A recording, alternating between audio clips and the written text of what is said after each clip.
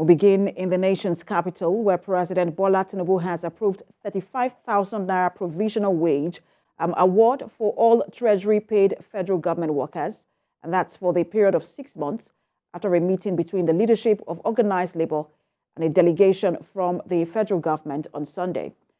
The federal government said it is committed to the provision of funds for micro and small-scale enterprises, as well as waivers on VAT on diesel for the next 6 months.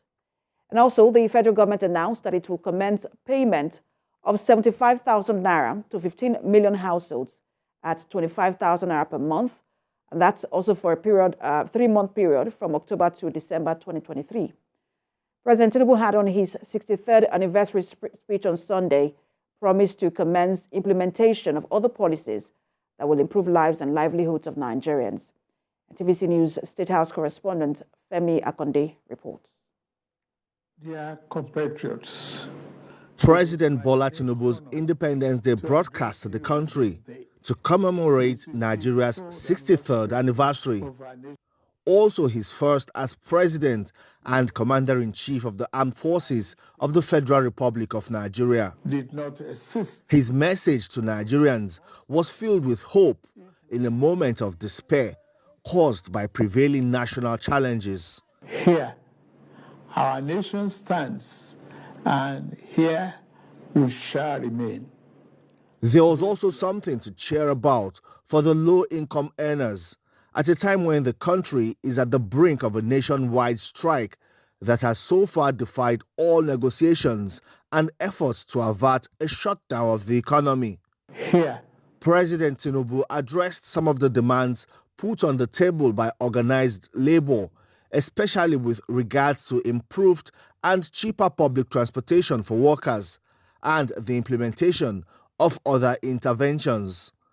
we have opened a new chapter in public transportation through the development of cheaper, safer, compressed natural gas, CNG, buses.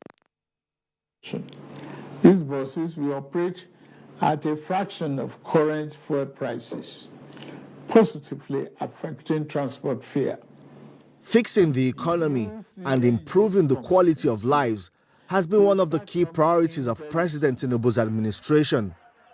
So far, efforts are underway to review the monetary policy, introduce tax reforms, and create employment. We are increasing investment. The president saluted the efforts of the troops and other security agencies in ensuring the safety of lives and property. He acknowledged the improved synergy between security agencies and appreciated the support of other arms of government. Here, I salute and commend our gallant security forces for keeping us safe and securing our territorial integrity. Many have paid the ultimate sacrifice. We remember them today. Nigerians already look forward to the rollout of plans and implementation of programs put in place by the Tinubu administration to improve the fortunes of the country. Femi Akonde, TVC News, Abuja. Now, for more on President Tinubu's speech, let's talk to a policy analyst, Baba Yusuf, who joins me via Zoom from Abuja. Good to have you join us. Thank you for having me, Precious. So it would seem like we're seeing the president putting figures to some of the promises he made, or he's made, in the course of the removal of fuel subsidy. But, there is some sort of mixed reaction to this, especially from economists. Some say, look, some are wondering how well this will help stimulate the economy. Others are also wondering the impact it will have on the beneficiaries. But let me get your thought and reaction to this. Thank you very much. Everybody will have a variant view with regards to this position. But for me, the takeout is Mr. President did not block his ears and close his eyes to the issues. At least he's making some steps. Are they enough? Maybe not. But considering the situation, we are moving in the right direction. Yesterday, I listened to the speech of Mr. President, and I took out 3 key areas. He was appealing, to the sensitivities and sensibilities of Nigerians with regards to their sense of purpose. I like the empathy in the voice of Mr. President when he's speaking to us ever since he came onto the position of president, which is very key. And he has stopped talking in future tense too much. He's talking also about in present tense, what he has done. He's basically reeling out some high-level scorecards and potential things to come. But with regards to the nuggets, with regards to the 25,000 naira yesterday, I voiced out that I felt it was a little bit too small. But we are happy to hear that Mr. President had listened and increased it to 35,000. So there are some steps taken on demonstrating that Mr. President is listening to the people, and the challenges of Nigeria are not things to be swept under the carpet. The transparency, the truthfulness with which the issues are being spoken to by Mr. President, to my mind, is very important. Of course, a lot needs to be done for the short to mid-term for this to make more sense.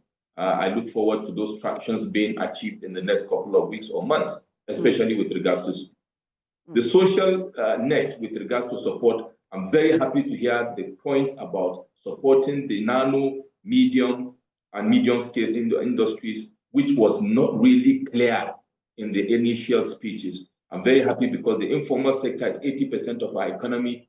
Talking about the organized labor, with due respect to them, is not good enough. This has expanded the net, and I'm happy to hear that. We hope to hear more, and we hope to see more in action. But for the 35,000 naira provisional wage award, that's just for about 6 months.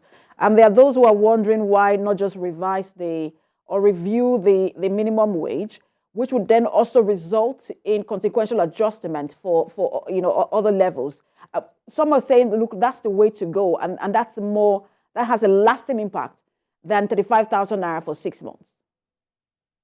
I think this 35,000 naira is just a tactic.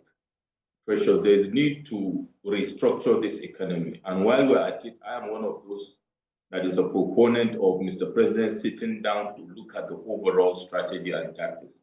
These knee-jerk impulsive activities will not be sustainable. To be able to come out in the next 3 weeks or 4 weeks, a sure-footed, clear pathway in the short term. And with short term, we are talking about 6 months. So Mr. President had made this position for 6 months, but I hope in the next 1 month, there will be a clear pathway out of it. I think Mr. President at the back office, not holding forth for him, but is grappling with the critical situations he has met at hand while trying to assuage the fears and also comfort people in the short term. So I reckon that is what won't happen. But we hope in the next 1 month there will be more clarity and sure-footedness with regards to the interventions and with regards to the turning around of the economy in the mid to long term. That is what I expect to see. I also expect continuous constructive engagement. I don't think this will be fixated. I believe this is a dynamic proposal because as things are emanating due to the nature of the times we are living in, between now and December, Precious, will expect a lot of fine-tuning of these situations because as we approach the end of the year, the global socio-economic headwinds will also impact on Nigeria that is also already facing the vagaries of internally inflicted socio-economic injuries. So this may be dynamic, but what is key is Mr. President should continue to engage as he is engaging, continue listening and adjusting, but we must have in the next 1 month concrete action plan, more plan. Well, for a lot of Nigerians, that sure and surer pathway, like you said, is taking too long to come. But we'll see how this plays out in the long term, like you said. Thank you so much for talking to us, as always. Policy analyst Baba Yusuf. Thank you for having me, Precious. It's a pleasure.